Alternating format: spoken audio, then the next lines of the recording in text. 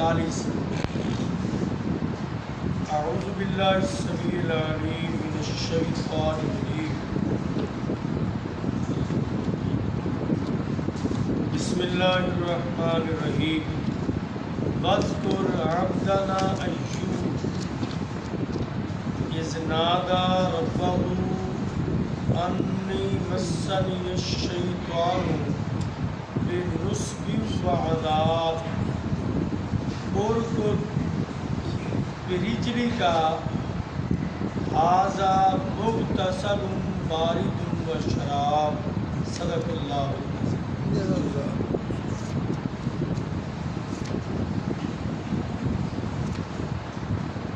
وَاذْكُرْ عَبْدَنَا ایوب، اور یاد کرو ہمارے بندے ایوب علیہ السلام کو، ان کا تذکرہ پڑھو۔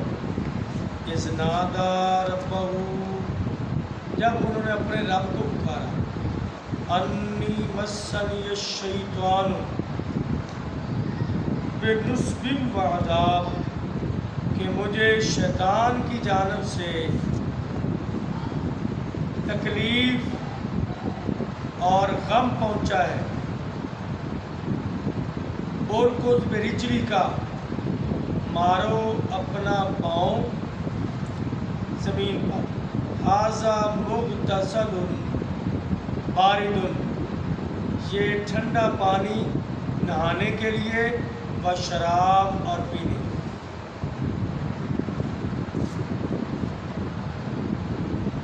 اور ہمارے بندے خاص ایوب علیہ السلام کا تذکرہ کرو، جب انہوں نے اپنے رب کو پکارا کہ اے میرے پروردگار، مجھے شیطان نے دکھ اور بیماری میں مبتلا کر دیا ہے۔ کہا اپنا پاؤں زمین پر مارو، یہ ٹھنڈا پانی نہانے کے لیے اور پینے کے لیے۔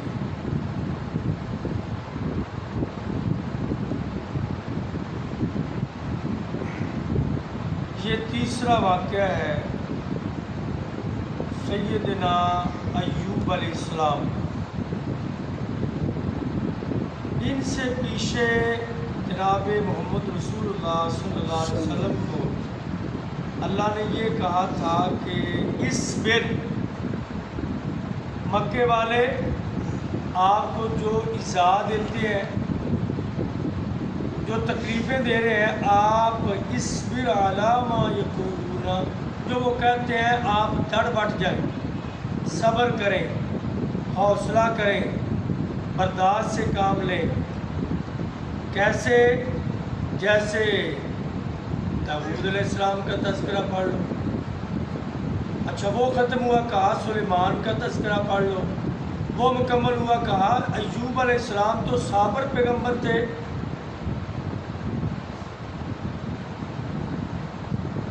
صبر کرنا آسان ہو گیا، صبر کرنے والوں کی داستان کاش ان کو سنائی جائے یا وہ پڑھ لیں جو ماتم کرتے ہیں، کسی اپنے کے مرنے پر یا کسی غیر کے مرنے پر، بے صبری، جزا، فضا، یہ شریعت اسلامیہ میں قطعاً جائز نہیں۔ اللہ اپنے نبی کو فرما رہے ہیں، میرے محبوب آپ حوصلہ کریں، صبر کریں، ایوب علیہ السلام کی طرح۔ ایوب علیہ السلام اللہ کے نبی تھے، اور یہ بھی بڑے مالدار نبی تھے، صاحب حیثیت، مگر درویش قسم کے نبی تھے۔ پہلے دو نبیوں کا تذکرہ ہوا، وہ مالدار ہونے کے ساتھ ساتھ صاحب سلطنت۔ یہ ایوب علیہ السلام ایک اللہ کے نبی ہونے کے ساتھ ساتھ صاحب حیثیت ضرور تھے، مگر بڑی سادگی میں زندگی گزاری۔ اور ابراہیم علیہ السلام کی آل اولاد ہے، اسحاق علیہ السلام کی آل اولاد ہے، یعقوب کے قریبی ہیں، تو ان پر اللہ کی طرف سے آزمائش آ گئی۔ اللہ نے مال بھی دیا، اولاد بھی دی، صحت بھی دی، حسن بھی دیا، تندرستی بھی دی، جوانی بھی دی، نبوت بھی دی۔ سب کچھ دینے کے بعد اللہ نے آزمائش میں ڈالا۔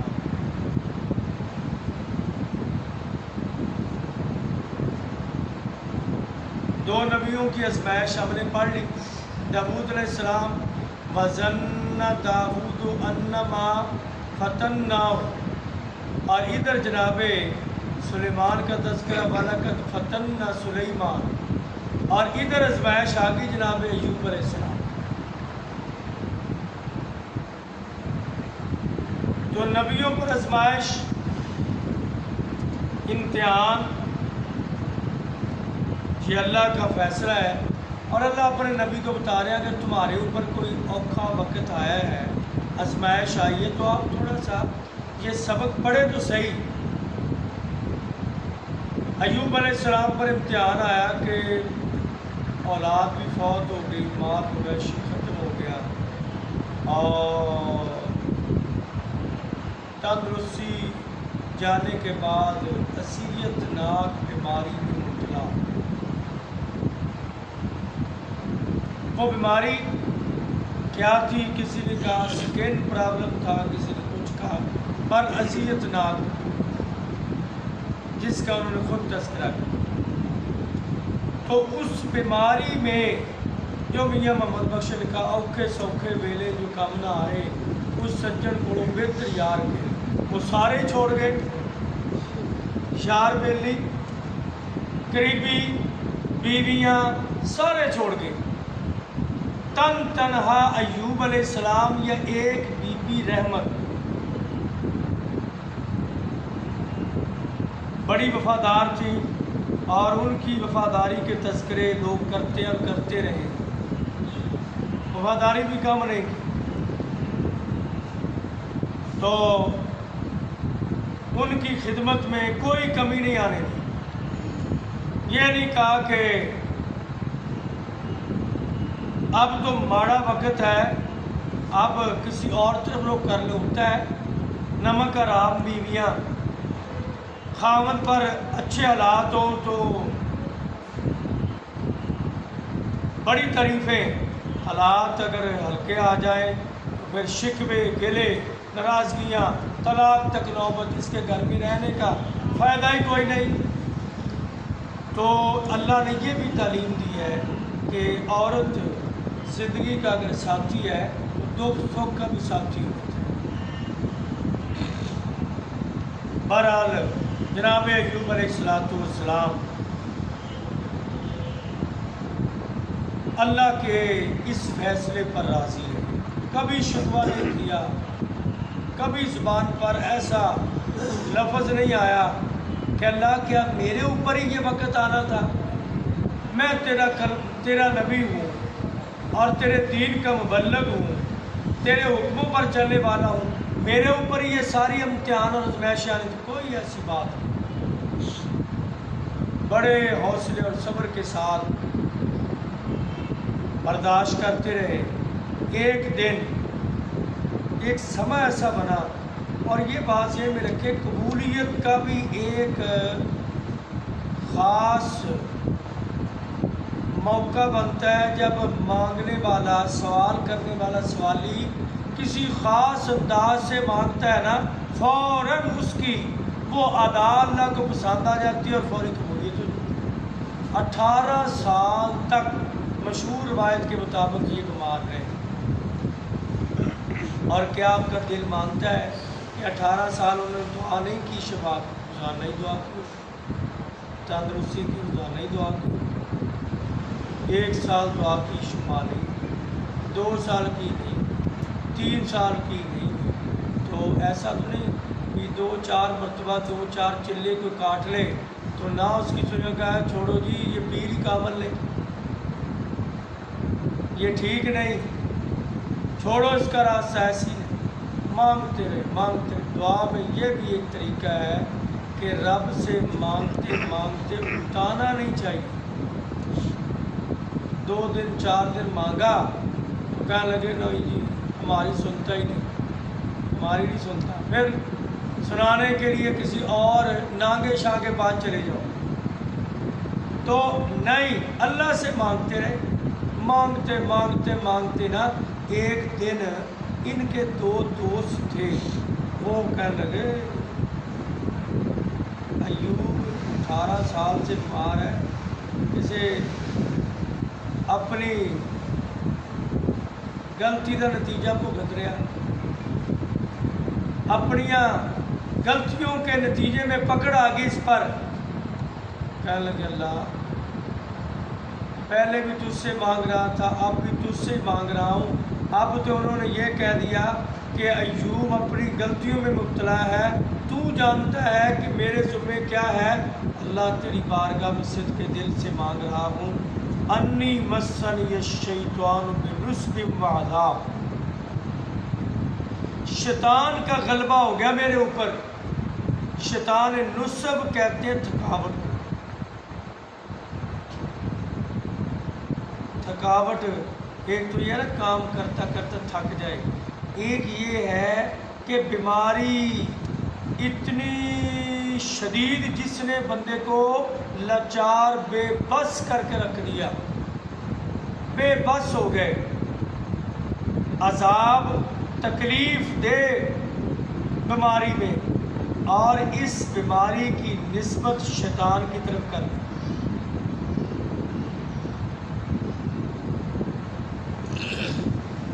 ابراہیم علیہ السلام نے جب اللہ سے دعا مانگی، کہا کہ میرا رب وہ ہے وَإِذَا مَرِضْتُ فَهُوَ يَشْفِينِ، جب میں بیمار ہوتا ہوں، یہ نہیں کہ اللہ بیمار کرتا ہے، بیمار اللہ نہیں کرتا کسی کو بھی، حالانکہ حکم اللہ کا ہی چلتا ہے۔ کسی پر بیماری آتی ہے اللہ کے حکم کے بغیر تو نہیں نا آتی، حکم اللہ کا ہی چلتا ہے، مگر جناب محمد رسول اللہ صلی اللہ علیہ وسلم ایک دعا نماز شروع میں جب ہم پڑھتے ہیں نا سبحانک اللہ، ہمیں تو یہی یاد ہے سبحانک اللہ و بحمدک و تبارک اسمک کا، بس یہی یاد ہے، حالانکہ 10-15 دعائیں ہیں۔ آپ پڑھا کرتے تھے انی وجہت وجہی، اس میں اینڈ پہ جا کر یہ لفظ آئے کہ والخیر کلہ فی یدیک،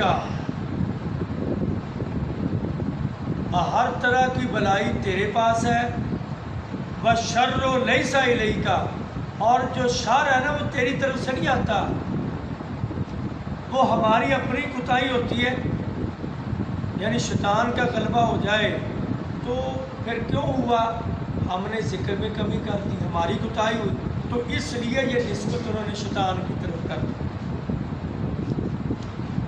اللہ میں اس زد میں آ چکا ہوں، تیرا بندہ ہوں، لہذا میں تیری بارگاہ میں یہ دعا کرتا ہوں۔ فوراً ایک لمحے میں اللہ نے اس دعا کو قبول کیا، نصب تھکاوٹ۔ حدیث پاک میں یہ صحیح بخاری میں حدیث ہے، آپ نے فرمایا ماں ختیجہ کو وہ اللہ محل دیں گے جو موتی کی طرح گول ہو، اور نہ اس پہ کوئی تھکاوٹ ہوگی، نسب کا بال جو اتنا لمبا ہوگا، گول یہ نہیں کتنا ہوگا، وہ میلوں میں پھیلا ہوگا، چلنے پھرنے سے تھکاوٹ نہیں ہوگی، لفٹ کا انتظام ہوگا، اور وہاں کوئی شور و غوغا بھی نہیں ہوگا، پرسکون ماحول ہوگا۔ دوبارہ جناب ایوب علیہ السلام اللہ کی بارگاہ میں دعا کی، اللہ نے فوراً قبول کر لی اور کہا اور کوس برجلی کا، اے میرے ایوب اپنا پاؤں زمین پر مار۔ راکزہ یرکزو کا معنی ہوتا ہے اپنے پاؤں کو حرکت دینا، اور کوس واحد مذکر امر حاضر کا صیغہ ہے، مارو اپنا پاؤں، برجلی کا اپنے پاؤں کے ساتھ، مراد زمین پر، زمین پر پاؤں لگایا، اگر تو لمبا ہو گیا بند کر دوں تھوڑا سا اپنا پاؤں زمین پر مارا تو فوراً ایک چشمہ اللہ نے جاری کر دیا، اور چشمہ عام نہیں، شفا والا چشمہ، یہ آب شفا ہے، اور یہ کسی دربار پر نہیں، یہ اللہ کے حکم پر نبی کے پاؤں سے معجزے کے طور پر برآمد ہوا۔ پاؤں ایوب کے حکم اللہ کا، پانی نکلا اور کہا ھذا مغتسل، یہ نہانے کے لیے آپ نہا لیجئے، اور اس میں بدن پر ہونے والی تمام امراض کا اللہ نے علاج رکھا۔ غسل کیا، فوراً اللہ نے کوئی مرم پٹی، کوئی میڈیسن، کوئی اوپر ٹیوب وغیرہ لگانے، بالکل ایسا جسم سکن ہو گئی کہ جیسے آگے آ رہا ہے کہ اپنی جوانی میں تھے، بھری ہوئی بھرپور جوانی میں جیسے سکن مکمل ہے وہ آب و تاب والی تھی، ایسے ہو گئی بشراب۔ اور ایک روایت میں کہ دوبارہ پاؤں مارو، پھر پانی نکلا، کہا یہ پیو، اندرونی بیماریوں سے اللہ شفا دے گی۔ پیا بھی، نہائے بھی، شفا ہو گئی۔ اور حضرت اسماعیل کی ایڑی لگی، وہاں سے بھی ایک چشمہ نکلا، وہ آج تک جاری ہے اور قیامت تک جاری رہے گا، اس کے پینے سے بھی شفا ملتی ہے۔ اور محبوب علیہ السلام نے فرمایا جس نیت سے آب زمزم کو پینے والا جو بھی دعا کر لے، پینے سے پہلے جو بھی دعا کر لے نیک، اللہ اس کی دعا کو اس پانی کی وجہ سے فوراً قبول کر لے۔ لوگ یہ کہتے ہیں کہ بیت اللہ کو پہلی نظر دیکھ کے دعا کو قبول کی، یہ بات سرے سے غلط ہے، یہ کہیں نہیں لکھی ہوئی۔ یہ حدیث ہے ماء زمزم لما شرب لہا، حدیث یہ ہے کہ آب زمزم پینے سے پہلے جو بھی دعا کرو گے اللہ آب زمزم پینے کے بعد وہ دعا فوراً قبول کرے۔ اور جناب ایوب علیہ السلام نہا رہے تھے، صحیح بخاری، آسمان کی نیلی چھت کے نیچے، جسم پر کوئی کپڑا نہیں، اکیلے نہا رہے تھے، تو اوپر سے اللہ نے سونے کی ٹڈیوں کی بارش کر دی، سونا گرنا شروع ہو گیا، تو وہ نہاتے نہاتے سونا اکٹھا کرنا شروع ہو گیا۔ اللہ نے کہا ایوب تندرستی دوبارہ دے دی، صحت دے دی، مال دوبارہ دے دیا، اولاد دے دی، حسن دوبارہ دے دیا، جوانی دوبارہ دے دی، ابھی کمی ہے، یہ کیوں اکٹھا کر رہے ہو؟ ہمارے جیسے ہوتے لاجواب ہوتے، کہنے لگے اللہ نہیں، لالچ نہیں ہے، یہ ابھی تازہ تازہ تیری رحمت آ رہی ہے، تیری رحمت کو سینے سے لگا رہا ہوں، تیری رحمت ہے، رحمت اکٹھی کر رہا ہوں۔ تو آپ علیہ السلام نے فرمایا ایوب علیہ السلام کتنے حاضر تو آپ تھے، اور اللہ کی رحمت کو انہوں نے اکٹھا کیا، اور اللہ نے بھی ان کو کہا کہ میں نے غنی نہیں کیا آپ کو، کہا غنی کر دیا۔ ایوب علیہ السلام اللہ کے صابر تھے، تو اللہ نے بہت بڑا صلہ بھی دیا۔ نتیجہ یہ نکلا جو صبر کرے گا، محبوب نے ایک جملے میں کہہ دیا الصبر ضیاء، صبر روشنی ہے، یعنی مشکل میں آدمی پھنستا ہے نا تو اندھیرا ہوتا ہے، تو صبر کرنے سے ایک روشنی بعد میں پیدا ہوتی ہے۔ اللہ تعالیٰ ہمیں صبر کرنے